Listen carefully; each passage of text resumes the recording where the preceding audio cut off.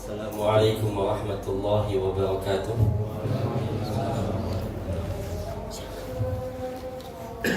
Innal hamdalillah nahmaduhu wa nasta'inuhu wa nastaghfiruh wa na'udzu billahi min shururi anfusina wa sayyiati a'malina. May yahdihillahu fala mudilla lahu wa may yudlil fala hadiya lahu. Asyhadu an la ilaha illallah wahdahu la syarika lahu wa asyhadu anna Muhammadan abduhu wa rasuluhu la nabiyya ba'dah. Ya ayyuhalladzina amanu taqullaha haqqa tuqatih wa la tamutunna illa wa antum muslimun. Fa inna asraqal hadits kitabullah wa khairal hadi hadi Muhammad sallallahu alaihi wasallam wa syarrul umuri muhdatsatuha wa kullu muhdatsatin bid'ah. Nuwasil ya, nabda darsana. Kita mulai kajian dengan kitab Tadhkiratus Sami' wal Mutakallim, yaitu sebuah kitab ya yang sangat baik kita pelajari. Namun pertama kali di sini saya pribadi sarankan kepada semua agar selalu ikhlas kepada Allah Ta'ala dalam mempelajari ilmu. Ikhlas kepada Allah itu merupakan sangat penting dalam thalabul ilmi. Daya serap ilmu yang dimiliki atau diraih oleh seorang muslim serta daya serap dalam amal saleh itu tergantung dari niatnya. Seorang muslim yang berniat ikhlas kepada Allah dalam thalabul ilmi akan membuahkan amal saleh. Namun jika seorang muslim tidak ikhlas kepada Allah dalam thalabul ilmi, ya seperti orang yang belajar ilmu karena pengen ijazah, atau orang yang ingin belajar ilmu karena inginkan titel misalnya, atau inginkan hadiah seperti para ya peserta lomba misalnya, mereka meroja Al-Quran untuk dilombakan, bukan untuk mendapatkan wajah Allah Ta'ala, maka ilmu yang mereka dapat itu tidak membuat mereka bertakwa kepada Allah Ta'ala. Ya, walaupun mereka banyak dapat ilmu, tapi tidak membuat mereka bertakwa kepada Allah karena su'uniyah.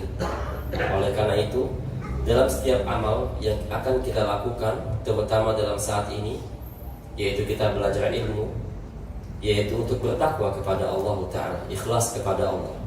Ya, sebagaimana dikatakan oleh Syekh Ali Hasan Al-Halabi saat itu, ia mengatakan man talabal ilma ya liyahsul 'alal ilmi la yanfa'lahu. Ya, barang siapa yang mempelajari ilmu dengan niat untuk mendapatkan ilmu, maka ilmu itu tidak ada manfaat bagi dia. Wa inna ma yajibu 'ala muslim, kata beliau, kewajiban bagi setiap muslim adalah ya yatlubal ilm, ya atau mempelajari ilmu ya litaqwa, untuk bertakwa kepada Allah Ta'ala. Yang mana setiap ilmu yang kita dapatkan kita jalankan, setiap perintah Allah dan Rasulnya kita laksanakan dengan semampu yang kita miliki, dan jika mendapatkan larangan dari Allah dan Rasulnya maka kita tinggalkan. Itulah tujuan kita untuk ya dalam menuntut ilmu. Ya, setiap perintah Allah dan Rasulnya kita laksanakan, dan setiap larangannya kita meninggalkannya. Itulah tujuan ya kita dalam menimba ilmu, bukan untuk memperbanyak ilmu, koleksi ilmu, enggak seperti itu. Ya, tetapi walaupun 1-2 ilmu didapatkan, maka laksanakan dengan baik sesuai dengan kemampuan masing-masing, dan jika mendapatkan larangan maka kita tinggalkan. Kitab ini yang diberi judul dengan Tadhkiratus Sami' wal Mutakallim. Ya, Tadhkiratu as-Sami' wal Mutakallim. Tadhkirah itu adalah peringatan, ya, peringatan atau teguran atau masukan atau saran, ya, at-tadhkirah. Tadhkirah ini merupakan sangat penting bagi seluruh kaum muslimin. Ya, sebagaimana Allah Ta'ala katakan, fadzakir fa inna dzikra tanfa'ul mu'minin. Berilah peringatan kepada kaum muslimin, karena adzikra, peringatan, teguran atau saran itu bermanfaat bagi kaum ya mukminin. mereka yang memiliki iman tentunya bermanfaat bagi mereka teguran dan peringatan ini. Ya. Kemudian qala muallif tadhkiratus sami', yaitu peringatan bagi orang yang bisa mendengar. As-sami' yaitu pendengar atau orang yang bisa mendengarkan, orang yang memiliki pendengaran. Ya, pendengaran yang Allah Ta'ala berikan kepada manusia itu merupakan nikmat dari Allah Ta'ala. Ya, sebagaimana Allah katakan huwallazi ja'alakumus sam'a wal absara wal af'idah qalilan ma tashkurun. Dialah Allah Ta'ala yang telah memberikan kepada kamu as-sam', pendengaran, ya, wal absar, dan penglihatan, wal af'idah, yaitu daya pikir, daya cerna. Ketika Allah Ta'ala mengatakan as-sam' itu dalam bentuk tunggal, artinya orang ketika mendengar itu memiliki satu pendengaran. Ya, ketika kita mendengarkan satu suara, semua orang mendengar suara itu sama. Ya, sama.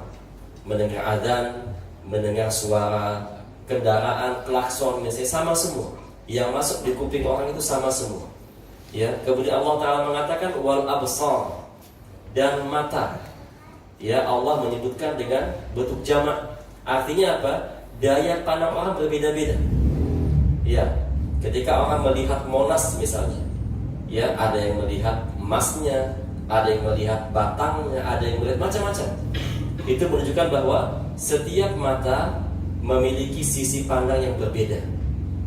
Maka dari itu Allah Ta'ala menyebutkan as-sama' itu cuma satu tunggal, wal absar itu dengan kata yang banyak. Artinya setiap orang itu memiliki, ya, cara pandang yang berbeda-beda. Ya, wal afidah, afidah itu adalah hati kita bilang, tapi berbeda dengan al-qalbu.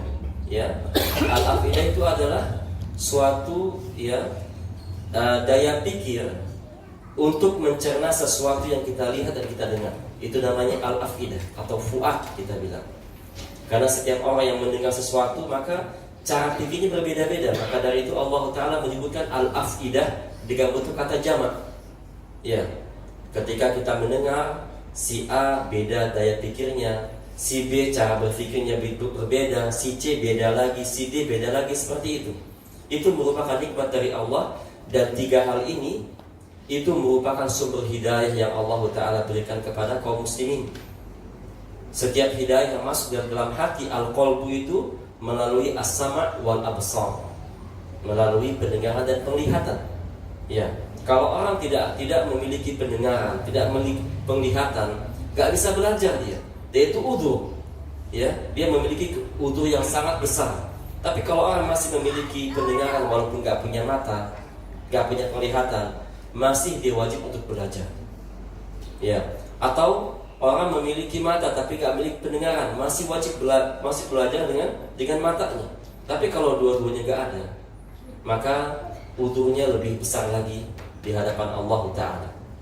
Ya, oleh karena itu ini merupakan, ya, nikmat dari Allah Ta'ala yang Allah berikan kepada kita semua, yaitu as-sama', pendengaran, al-absar, wal afidah, yaitu daya fikir, mencerna sesuatu yang kita dengar atau kita lihat, kita cerna, ya, dengan baik sesuai dengan hati yang mereka miliki.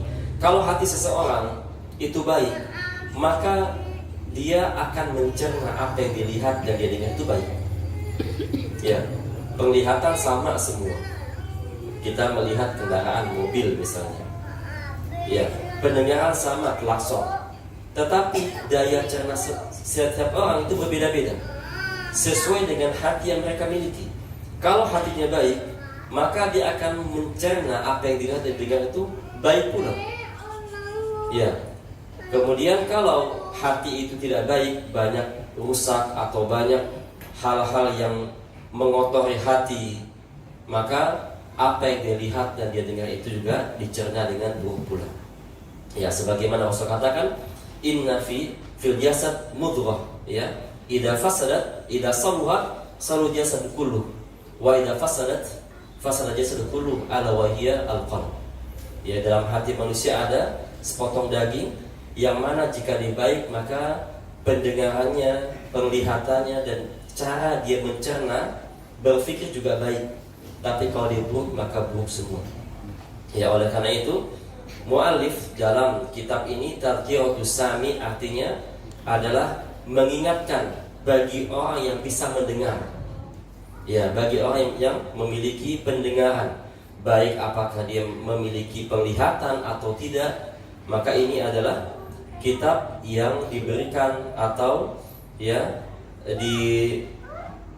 dipelajari oleh orang yang bisa mendengar, wal mutakallim, dan orang yang mampu berbicara. Ya. Untuk apa ini? Dalam hal apa? Fi adab al-alim wal muta'allim. Dalam adab orang yang alim, berilmu, dan orang yang ingin mendapatkan ilmu, muta'allim. Di sini dikatakan fi adab, ya. Ini adalah kitab adab. Apa arti adab? Bedanya apa dengan akhlak? Tentu beda adab sama akhlak. Kalau akhlak itu adalah sifat manusia. Seperti misalnya manusia memiliki sifat sabar. Ya, dia punya sifat sabar. Itu sifat dalam hatinya. Ya. Adabnya apa? Kalau bicara pelan-pelan, kalau ada musibah dia tidak marah, kalau dia ya melihat sesuatu yang tidak nyaman dia tidak emosi, itu namanya adab. Yaitu ya tahapan-tahapan atau perbuatan-perbuatan untuk merealisasikan akhlak yang dia miliki. Itu adab namanya. Seperti misalnya syukur. Syukur itu akhlak. Ya, akhlak kepada Allah salah satunya adalah syukur kepada Allah. Adabnya bagaimana? Kalau mendapatkan nikmat, ya mengucapkan alhamdulillah, yakini bahwa ini nikmat dari Allah, kemudian dia menggunakan nikmat ini untuk ketaatan kepada Allah, itu adab. Adab adalah sesuatu yang ya perbuatan yang mencerminkan akhlak dalam hati.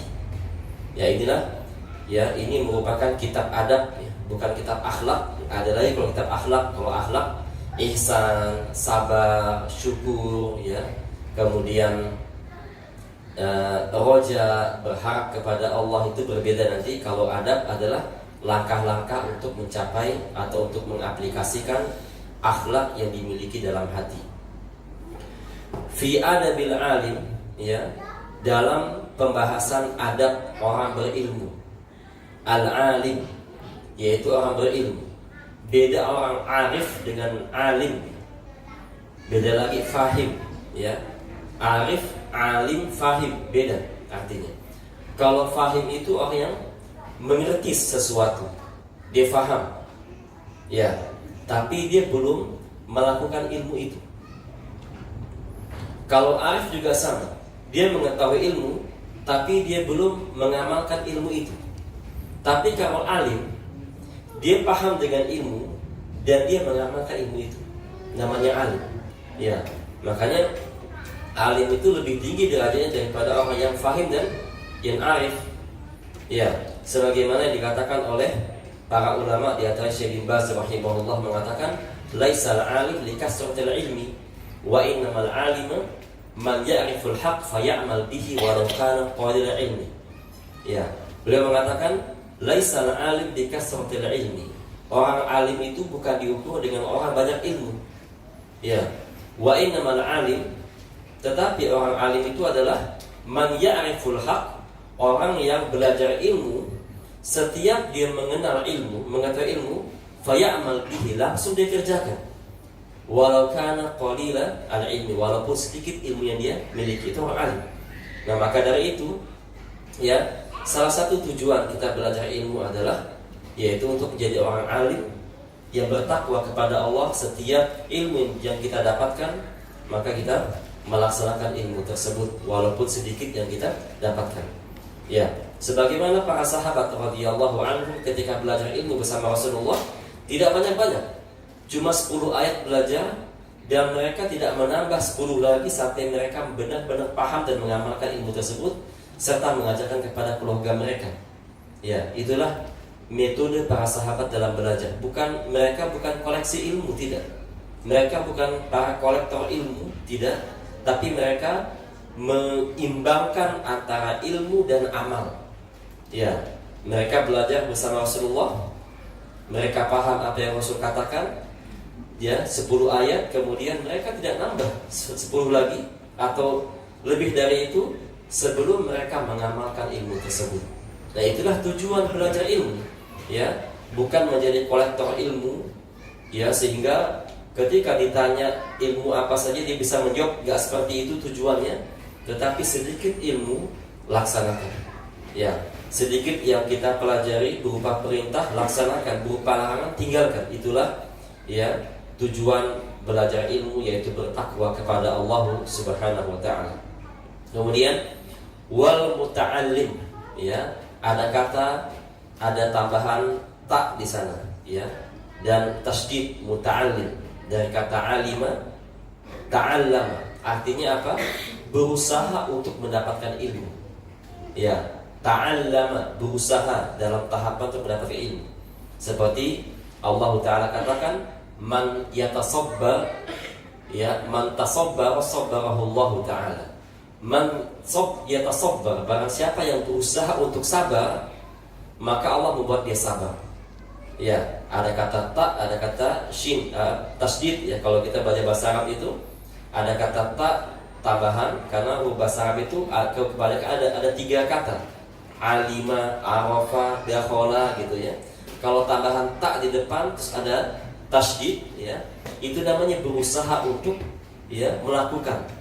Seperti ta'allama, berusaha untuk mendapatkan ilmu, tasabbara, berusaha untuk sabar, tadakhala, berusaha untuk masuk, ya, orang ikut campur dalam urusan seorang, itu namanya tadakhala, ya, berusaha untuk masuk dalam dunia, ya. Tatalla'a, berusaha untuk melihat, tatallu, ya, artinya telaah, kita lihat, kita amati, seperti itu. Dan juga tadakkara, berusaha untuk ingat-ingat, ya, dia tadakkar, seperti itu. Dari sini, ya, al-muta'allim artinya orang yang berusaha untuk mendapatkan ilmu, yaitu dengan belajar ilmu. Inilah tadhkiratus sami, ya, peringatan bagi orang yang memiliki pendengaran, wal mutakallim, dan orang yang berusaha untuk berbicara, ya. Al-mutakallim bagi orang yang memiliki, ya, lisan untuk bicara. Dalam hal apa? Dalam adab orang alim dan muta'allim, bagaimana beradab, ya, orang alim ketika mendapatkan ilmu, bagaimana adabnya dia, dan muta'allim bagaimana adab orang yang berusaha untuk mendapatkan ilmu. Tasnif dikarang oleh Al-Imam Al-Qadhi. Al-Imam, yaitu merupakan sebutan para ulama yang diikuti oleh umat. Ya, Al-Imam, ya, itu adalah sebutan atau gelar sebagian ulama yang diikuti oleh umat. Seperti misalnya Al-Imam Abu Hanifah, ya, yang memiliki mazhab Hanafi, Al-Imam Malik, Imam Syafi'i, Al-Imam Ahmad bin Hanbal, seperti itu. Itu adalah ulama yang diikuti oleh kaum atau oleh kaum muslimin, dikatakan imam. Al-Qadhi artinya dia hakim, ya, seorang hakim, seorang yang memutuskan perkara antara kaum muslimin dengan kitab was sunnah. Al-Qadhi, ya, Al-Qadhi ini merupakan tugas yang sangat berat, ya, tugas yang sangat berat, ya. Al-Qadhi ini karena apa? Karena kalau dia salah dalam memutuskan, ya, keputusan, kalau salahnya sengaja, ya, maka neraka akibatnya. Tapi kalau salahnya karena bukan kesalahan dia, kesalahan orang yang menyaksikan, ya, atau orang yang, ya, bersaksian palsu misalnya, karena Al-Qadhi ini dia hanya memutuskan perkara sesuai dengan saksi yang atau bukti yang dinampakkan kepada dia. Walaupun salah keputusannya, tapi kalau buktinya seperti itu dan saksi seperti itu, maka dia putuskan.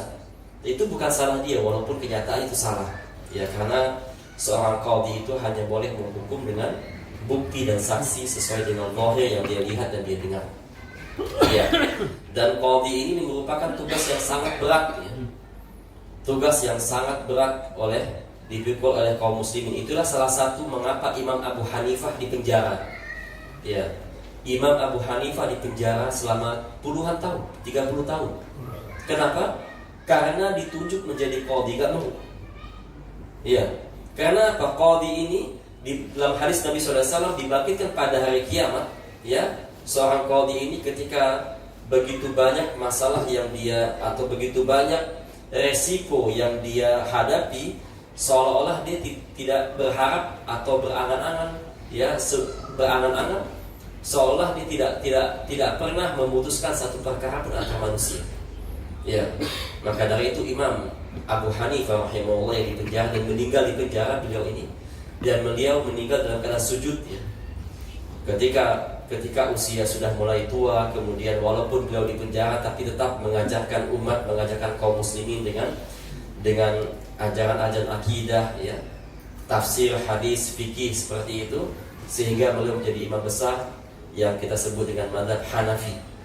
Imam Abu Hanifah di penjara karena tidak mau menjadi hakim, ya. Tapi orang zaman sekarang subhanallah jadi hakim rebutan, ya. Bahkan lamaran-lamaran banyak yang menjadi hakim, subhanallah, ya, karena mereka tidak tahu apa resiko di balik itu, ya.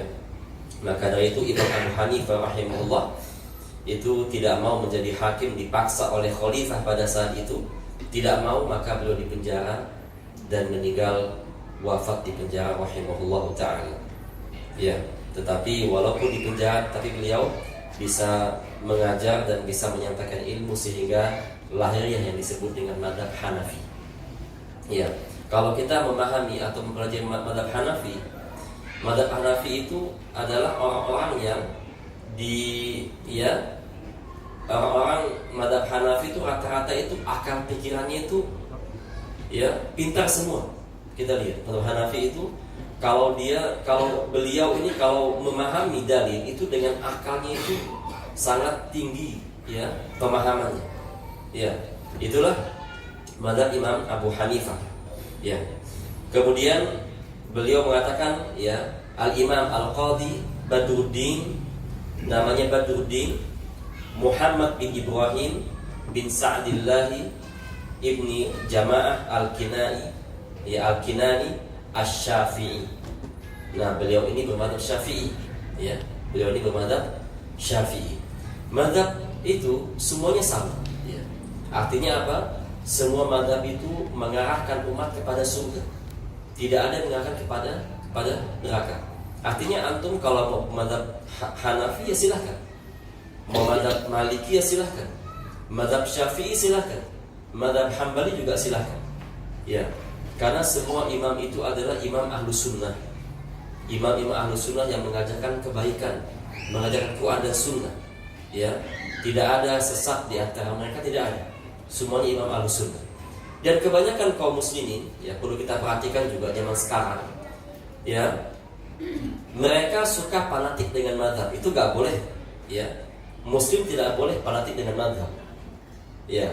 Misalnya si A mazhab Hanafi, yang penting saya mazhab Hanafi itulah yang saya pilih.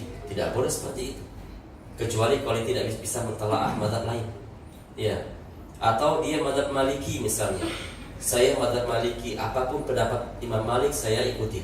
Yaitu tidak boleh seperti itu, kecuali kalau dia tidak bisa mentelaah, ya, pendapat lain. Ya. Maka dengan keyakinan atau dengan sikap seperti ini, itu membuat kebanyakan kaum muslimin terpecah belah. Ya, terpecah belah, ini madhab Hanafi, ini madhab Maliki, ini madhab Syafi'i, ini madhab Hambali, terpecah belah. Ya, mereka saling renggang, saling bermusuhan. Harusnya kita menjadikan imam-imam madhab itu adalah imam yang saling menutupi kebenaran. Karena imam tidak ada yang maksum, ya, gak ada yang maksum, gak ada yang benar semua, imam gak ada. Tidak ada semua pendapat mereka benar semua, itu gak ada. Ada satu dua yang keliru. Lalu bagaimana sikap kita? Yaitu saling melengkapi imam itu, bukan kita jadikan sebagai momen untuk bermusuhan atau kaum muslimin, tidak. Tapi kita saling melengkapi. Ya, walaupun saya misalnya, saya mazhab Hambali misalnya, tapi nggak selamanya saya ambil mazhab Hambali pendapatnya. Ya, tidak selamanya pendapat Imam Hambali saya ambil. Saya melihat mazhab lain bagaimana pendapatnya. Kalau saya melihat Imam Syafi'i lebih rajih pendapatnya, maka saya ambil Imam Syafi'i. Ya, kalau saya melihat Imam Maliki lebih rajih, maka saya ambil mazhab Imam Maliki, seperti itu. Maka tujuan kita belajar itu bukan patokannya imam, patokannya Quran dan Sunnah. Kalau pendapat imam ini lebih mendekat kepada Quran dan Sunnah, ya kita ambil, walaupun dia bukan panutan imam yang kita panuti. Ya, kalau imam kita misalnya si A, Imam Syafi'i atau Imam Maliki misalnya, ya, kalau pendapat dia lebih jauh dari Sunnah, pendapat lain yang lebih dekat dari Sunnah, maka dia harus mengikuti apa? Yang lebih dekat kepada kebenaran Quran dan Sunnah. Bukan fanatik kepada yang penting saya Imam Hanafi. Tidak boleh seperti itu. Ya, maka dari itu yang jadi patokan kita dalam memahami ilmu itu adalah Quran dan Sunnah, bukan patokan imam. Imam itu hanya sebagai untuk membantu kita memahami Quran dan Sunnah. Kalau pendapat imam ini mendekati Quran dan Sunnah, maka kita ambil. Ya, kalau Imam A misalnya mendekati, kita ambil seperti itu. Walaupun imam yang kita panuti selama ini, misalnya Imam Ahmad bin Hanbal atau Imam Syafi'i misalnya, pendapat dia atau pendapat beliau lebih jauh dari Sunnah daripada Imam Hanafi misalnya, maka tidak boleh berpegang teguh kepada yang lebih jauh itu. Tapi kita ambil yang lebih dekat, karena patokan kita bukan imam, tapi adalah Quran dan Sunnah. Ya, karena orang yang mengatakan atau membeda-bedakan antum madhab Maliki, saya Hambali, seperti itu memecah belahkan umat. Ya, tidak boleh kita seperti itu, dan saling menghormati dalam mengambil keputusan dalam madhabnya.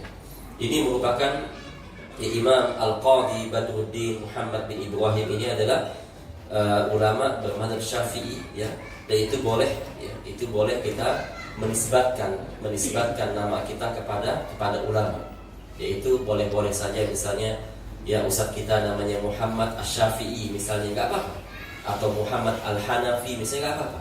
Menisbatkan madhab, menisbatkan nama kepada madhab itu tidak masalah.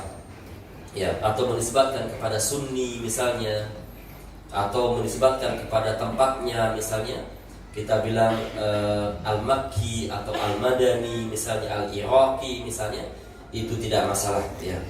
Itu tidak melanggar syariat. Dan pengarang buku ini hidup pada abad ke-6 Hijriah, yaitu lahir pada tahun 639 dan wafat pada tahun 733, ya. Beliau ini seangkatan dengan siapa? Imam Ibnu Qudamah, ya. Imam Ibnu Al-Qudamah, ya. Itu salah satu gurunya siapa? Ibnu Taimiyah rahimahullahu taala. Ya, inilah yang akan dipelajari pada buku ini. Tentunya buku ini berisi dalil Quran dan Sunnah. Ya, berisi dalil Quran dan Sunnah. Di sini kalau Quran yang dia sebutkan, yang beliau sebutkan, ini adalah Quran yang sahih, yang harus kita ambil dan kita pelajari. Adapun hadis-hadis yang beliau catat di sini, sebagian ada yang sahih, sebagian ada yang hasan, dan sebagian ada yang dhaif, dan sebagian ada yang maudhu. Ya. Dan tentunya sikap kaum muslimin tentunya mencukupkan diri dengan hadis yang sahih atau hasan saja. Ya. Kalau setiap muslim hanya mengambil hadis sahih dan hasan saja, itu sudah cukup. Tidak perlu mengambil yang dhaif dan apalagi yang maudhu. Karena yang sahih aja itu sudah banyak sekali. Ya, kalau satu persatu yang sahih kita usahakan, kita kerjakan, itu sudah sangat-sangat berat. Ya, apalagi mau ditambah dengan yang dhaif. Maka di kajian ini kita akan membahas hadis-hadis yang sahih saja. Adapun yang dhaif, itu tidak perlu kita bahas, hanya kita bacakan terjemahnya saja. Sebagai ingat bahwa lain kali kalau kita mendengar ada orang yang menyampaikan hadis ini adalah hadisnya dhaif atau palsu. Ya, kita mulai bab pertama di halaman 35. Al-Babul Awal itu merupakan kebiasaan para pengarang buku yang pakai bab itu pertama, Al-Babul Awal gitu ya. Al-Babus Tsani seperti itu. Bab pertama bab kalau kita melihat skripsi atau buku-buku yang berbahasa Indonesia itu ada bab 1, bab 2 itu adalah adopsi dari kata albab ya. Albab. Kemudian al-fasal juga sama, pasal pertama, pasal kedua itu dari kata al-fasal ya. Al-fasal seperti itu. Bab pertama di sini qala muallif rahimahullah halaman 35 fi fadli ya, membahas tentang fadli, keutamaan, kebaikan. Al-fadl di sini adalah keutamaan atau kebaikan yang Allah Taala berikan. Ya, al-fadl di sini adalah kebaikan atau keutamaan yang Allah Taala berikan. Ya, sebagaimana Allah katakan, "Qul innal fadla biyadillah yu'tihi man yasha." Sesungguhnya segala kebaikan itu dari Allah Taala. Dan Allah berikan kepada siapa yang Allah Taala kehendaki. Ya, kalau kita mendengar ada kata fadl, kebaikan, keutamaan, itu langsung kita pahami semuanya dari Allah Ta'ala. Sebagaimana yang dikatakan oleh Sulaiman alaihissalam, "Hada min fadli Rabbi." Ketika dia mendapatkan ilmu, ya, beliau bisa memahami bahasa hewan, bisa juga memahami bahasa tumbuh-tumbuhan. Yang mana Nabi Sulaiman ketika melewati setiap pohon ditanya, "Kamu pohon apa? Dan apa gunamu? Dan apa bahayamu?" Ya, ditanya oleh Nabi Sulaiman, dan pohon itu menjawab, "Aku adalah pohon ini, daunku ini, batangku untuk ini." Dijawab semua. Maka dari itu subhanallah, Nabi Sulaiman itu adalah di samping beliau seorang nabi, beliau juga seorang dokter yang handal. Kalau ada orang sakit, oh kamu cari daun ini buat seperti ini, karena dia mendapat berita dari Allah melalui pohon-pohon yang dia tanya. Ya, kemudian beliau juga bisa bahasa hewan dan juga bisa bahasa jin juga bisa, dan tentaranya adalah ya dari bangsa jin dan burung dan manusia. Dan ketika dia mendapatkan, ya, beliau mendapatkan kekayaan yang sangat, kekuasaan yang sangat besar, ya, maka beliau merupakan salah satu raja yang terbesar dunia, sebagaimana kata Mujahid rahimahullah, seorang tabi'in, ya, muluku dunia arba'ah, ya, raja-raja dunia terbesar itu ada 4. Muslimani kafironi, 2 muslim 2 kafir, kata Mujahid. Muslimani, yang muslim itu yang pertama adalah siapa? Zulkarnain. Ya, Zulkarnain yang hidup pada zaman Nabi Ibrahim alaihissalam. Sahih, Zulkarnain yang pernah bertemu dengan Nabi Ibrahim ketika Nabi Ibrahim habis membangun Ka'bah dengan Ismail. Maka mereka lah yang pertama kali beribadah kepada Allah di Baitullahil Haram, karena beliau adalah disebut dengan Zulkarnain atau Sayyar, tukang jalan, kita bilang, mengelilingi dunia. Ya, mengelilingi dunia.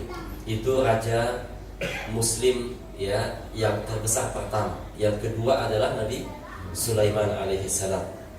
Ya, maka Nabi Sulaiman mengatakan, "Rabbi habli mulkan la yanbaghi li ahadin ba'di."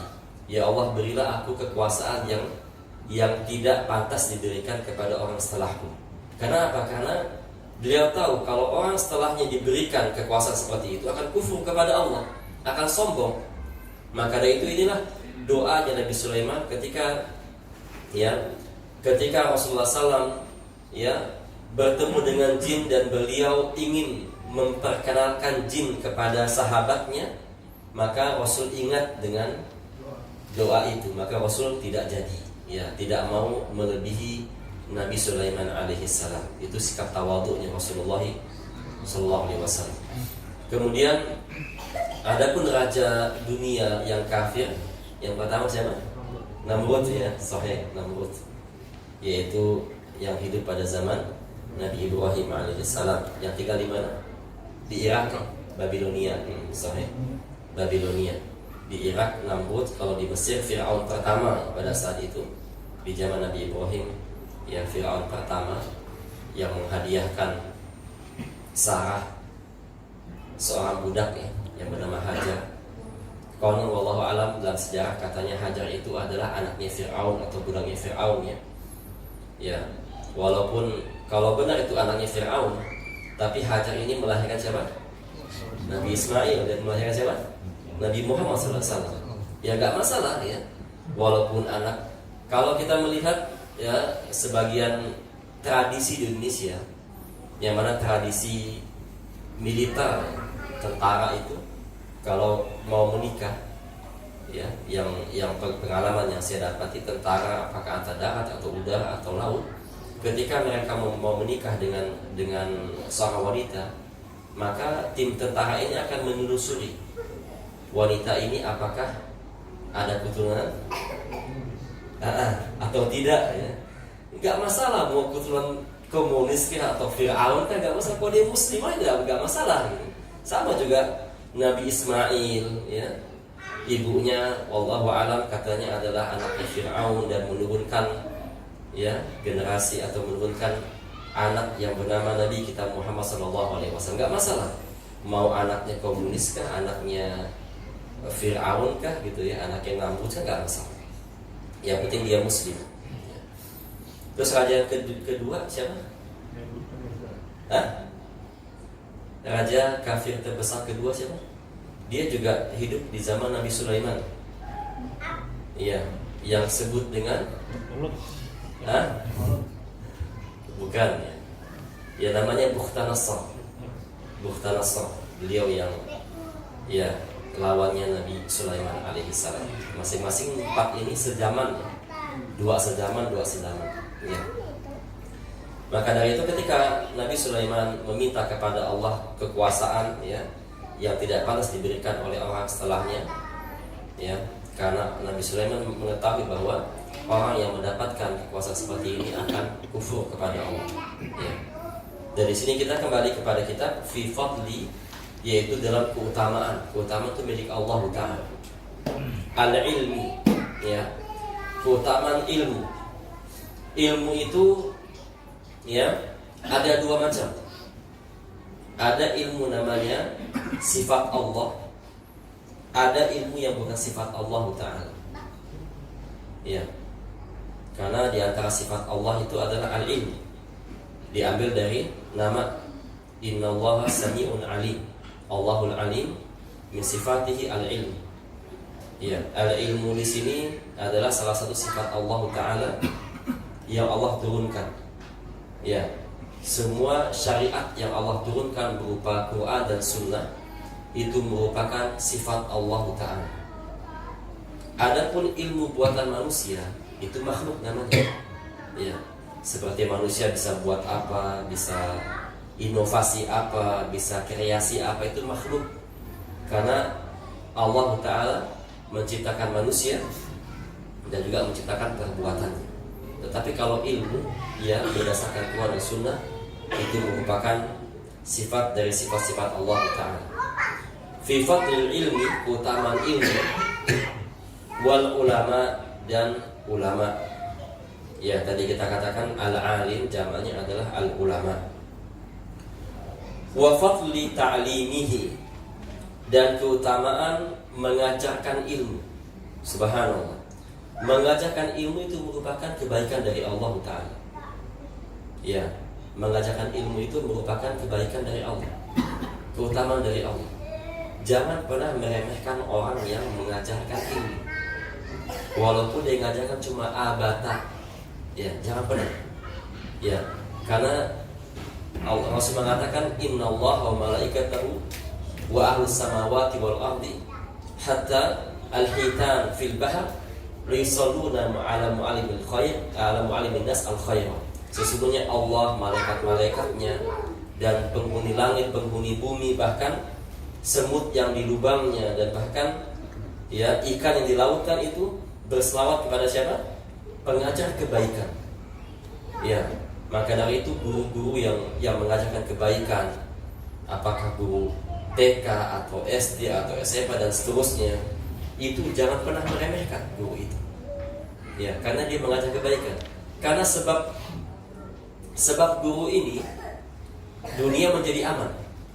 Ya, karena sebab guru, sebab orang yang mengajarkan kebaikan, apakah di lembaga sekolah atau di masjid atau di surau-surau atau di majlis taklim atau bahkan di rumah, bapak mengajarkan anaknya atau ibu mengajarkan anaknya, itu sama semua mendapatkan bagian-bagian dari kebaikan yang Allah Ta'ala berikan. Ya, doa-doa yang Allah Ta'ala berikan kepadanya. Ya, maka dari itu tidak boleh kita meremehkan orang berilmu, karena dengan sebabnya ya, dunia ini aman.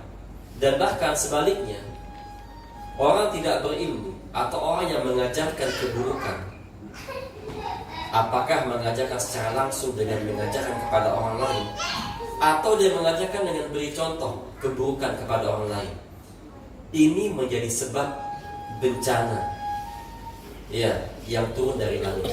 Maka dari itu, hewan-hewan itu berselawat dan berdoa kepada siapa? Kepada para pengajar kebaikan.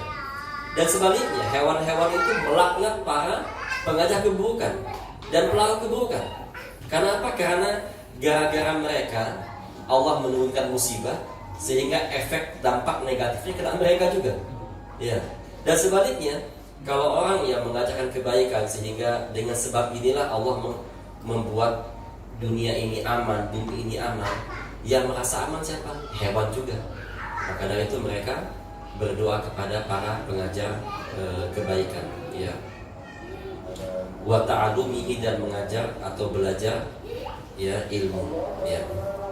Insya Allah kita akan lanjut lagi nanti ya, insya Allah ya. Ya, insya Allah. Kita tutup dulu. Subhanakallahumma wa bihamdika asyhadu an la ilaha illa anta astaghfiruka wa atubu ilaik. Wassalamualaikum warahmatullahi wabarakatuh.